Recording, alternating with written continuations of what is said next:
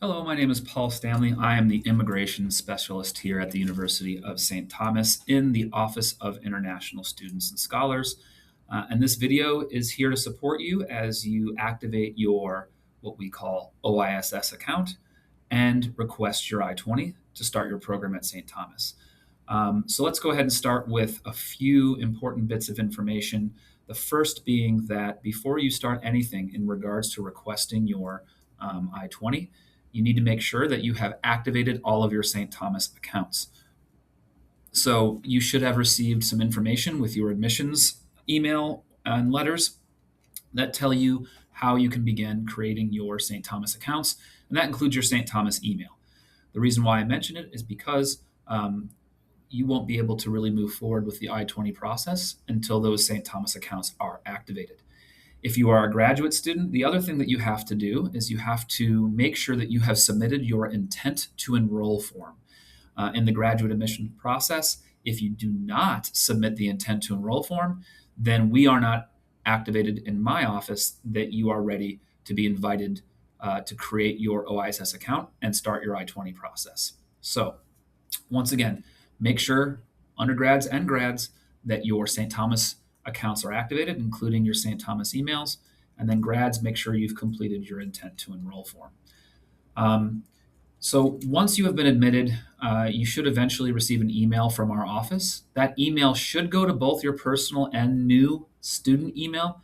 However, because sometimes personal emails will block or put our invitation email into the spam file, I highly recommend that once you have activated your St. Thomas email accounts, that you are checking it regularly because our invitation email will definitely go to your new student account. Once you access that invitation email, it will give you a website to go to start the I-20 process. That website is your OISS account. You can see up here it is at oiss.stthomas.edu. It will ask you to log in. If you have activated your St. Thomas email accounts, you simply use your St. Thomas email as the email in the login box, and then you select login using SSO, single sign-on. You should be able to use your St. Thomas email and password to log in with the SSO, single sign-on. All of your St. Thomas accounts are connected to that email and that password. Do not use your personal email to access or generate your OISS account. It needs to be and should be connected to your St. Thomas email. All right, so once you've gone to oiss.stthomas.edu, you've logged in, what you will see is a screen that looks similar to this. This is the student launchpad. You can see our new student here, Tommy the Tomcat. He's a new undergraduate student at St. Thomas.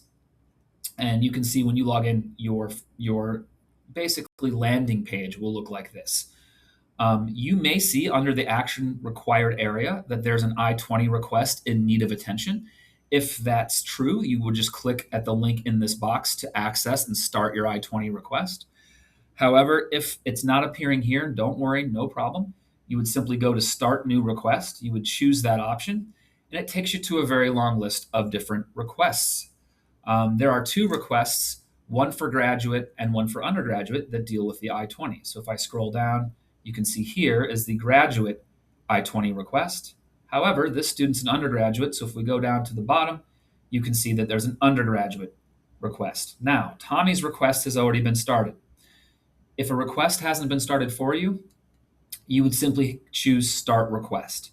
Okay? So once again, you might not see a request has been started for you.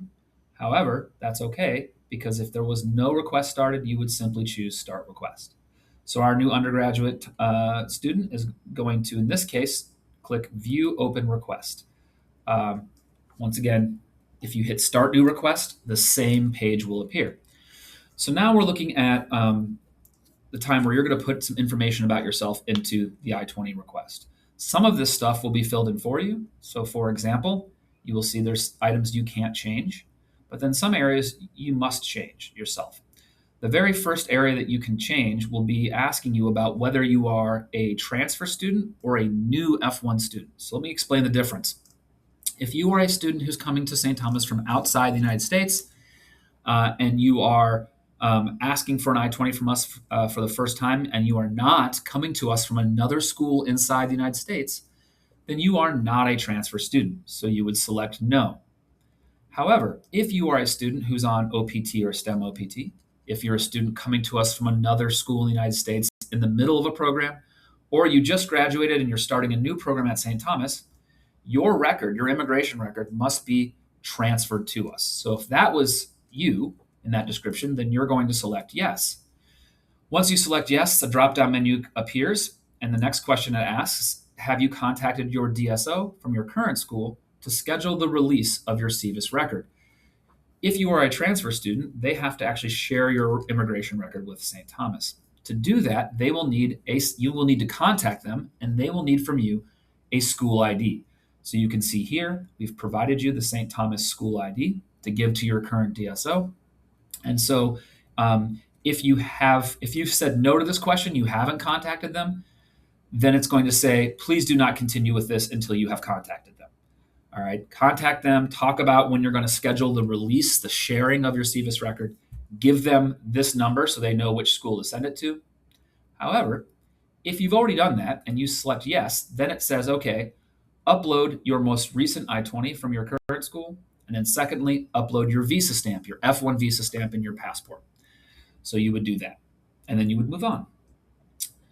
The next question asks, are you inside the United States and submitting this for a change of status process? A change of status process are for students inside the United States on a different visa status who wish to change to F1. If that doesn't apply to you, you would just select no and move on. If it does apply to you, you would choose yes, and then it just gives you a warning. After you've completed your I-20 request, please contact our office. We give you an email and a phone number, and let us know we need to schedule an appointment with you and talk you through the change of status process. Now, the student we're working with now, Tommy the Tomcat, they are not a transfer student, so no. Okay. And they would say here, no, they are not a change of status student. They are a new F1 student coming from outside the country. Okay, scrolling down, if any of this information that's preloaded is wrong, you can update it. But remember, any of this information here about your name must match your passport. So if this matches what's in your passport, great, you can move on. If it doesn't, you can update. You give us some more personal information, then we get into address, all right? You must enter a foreign address. The U.S. government requires it. I've just kind of filled one in here, a Costa Rican address, but you fill in your foreign address. Even if you're a transfer student, even if you're living in the United States, coming to us from another school, you still must complete that part. Then you complete your physical address. If you are living in the United States, this is going to be different than the university's address. If you are new coming to us from outside the country, you can simply put in the university's address. If your physical address is the same as your mailing address in the United States, click the box, it will autofill. All right. If you're from outside the country, just click the box, it will autofill the university's address into the box here, and you can move on. Some more personal information, your phone number request, and then at the bottom, it asks you to upload your passport scan. Now, your passport must be valid, and it must be valid for over 6 months into the future. If you do not have 6 months or more validity remaining on your passport, then you will need to renew your passport before getting an I-20 and coming to the United States. The reason for this is because the U.S. government will not apply your visa stamp and will not process your visa for a passport that's going to expire soon. They want to have at least 6 months or more validity. So once again, if you do have that, upload it here. If you don't, renew your passport and then log back in later and upload it. You can see I've already uploaded it here, so we're going to move on. The next screen has a lot of pre-filled information. Don't worry about this. You will see that it will include your major information. If it doesn't, don't panic. We will fill it in. If the major is not the major you want, that's okay. Let your admissions counselor know, and then we can change it. But the bottom line is that most of this is pre-filled. Under dependents, if you're coming to the United States and you're bringing a dependent, like a spouse or children, and by the way, it must be a spouse or children. The U.S. government does not allow F1s to bring in any other family members. They're going to need an F2 visa. And so if that applies to you, you would go over here to add response. When you click add response, it will ask for a lot of information about your dependent. You would fill in the information, including uploading of their passport, and you would submit. You have to add a response for every dependent that you need an F2 visa for. So if that applies to you, you would do that. Most students don't have dependents. We're not going to spend time with that now. If you have questions about it, you can contact us. And then finally down here, it's going to say financial information. Now, when you click that, it will have a space that says add financials. You're going to choose this. Once you choose add financials and you scroll back down, you will find that it's automatically uploaded your program's financial information. You don't enter any of that information. We pre-fill it based on your program. Please understand these numbers are estimated numbers for the cost of one academic year of your program. That is 9 months of your program. All right. They are estimated. This is not your billing amount. This is not what the business office is going to necessarily bill you. This is our estimates so that we can issue an I-20. The government requires that a student be able to afford a full year of their program to issue the I-20. And so we have to estimate those costs here. You will see that they will contain costs for things like living expenses. All right. Those living expense costs cannot be changed. They're standardized for all students. So even if you're coming to the United States and you're living with a friend or family member and you're like, I won't have any living expenses, you still have to show you can pay for those because those conditions can change while you're here. The US government requires you be able to pay to live in the country. So that cannot be changed. If you contact us and ask for those to be updated, we cannot. They're standardized for all students. So here we have your costs. You will also notice that it doesn't contain any of your scholarship information. So if you have a scholarship, it's not going to fill that in. And you can't enter it. That's okay. We will enter your scholarship information based on the documents that you provide to us. So if you look at the bottom of the screen, here's an area where you will upload financial documentation. All right. So you will upload either your bank statements or a family member's bank statements or a sponsor's bank statements, or you will enter in your scholarship information or both. So for example, if I'm an undergraduate student and I have a 70% scholarship, I have an admission letter that gives me the scholarship details. That should be uploaded here, as well as bank statements showing that you have enough funds to cover the remaining costs of your program. Those bank statements, once again, they can be your personal, they can be family or sponsors, or a combination thereof. You can upload multiple bank statements if you need to. I have 2 videos linked in the invitation that was sent to your email that go into detail about the financial documents. So if you have questions about what types of financials you're allowed to upload, please watch those videos. And if you have remaining questions, even after that, you can contact us. But here's where you would upload those, and make sure that if you have a scholarship, you upload your scholarship information as well. All right, so then once you've done that, you'll choose next. Oh, actually, this is, yep. And then here you'll see all of your information listed that you have submitted. And then once you've done that, you would simply choose Submit Request.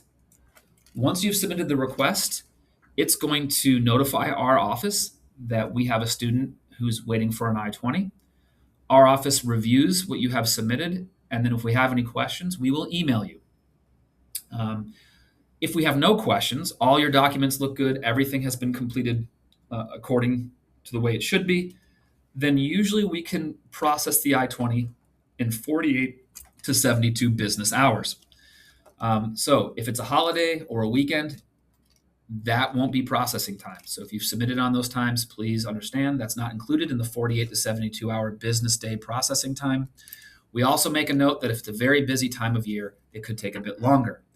So just be aware, once you submit, you're probably not getting your I-20 in like 1 day. That's very rare, but we should have it to you in less than a week's time. And if it's taking longer, you certainly can email us, but it's likely it's just a very busy time of year. So those are the basics on submitting your I-20. We're excited to have you here as a new Tommy, and we look forward to meeting you in person. And of course, if you ever have any questions, especially undergraduate students, contact your admissions counselor. Graduate students, you can contact our office, or you can contact your graduate department program. And we look forward to meeting you. Have a great day.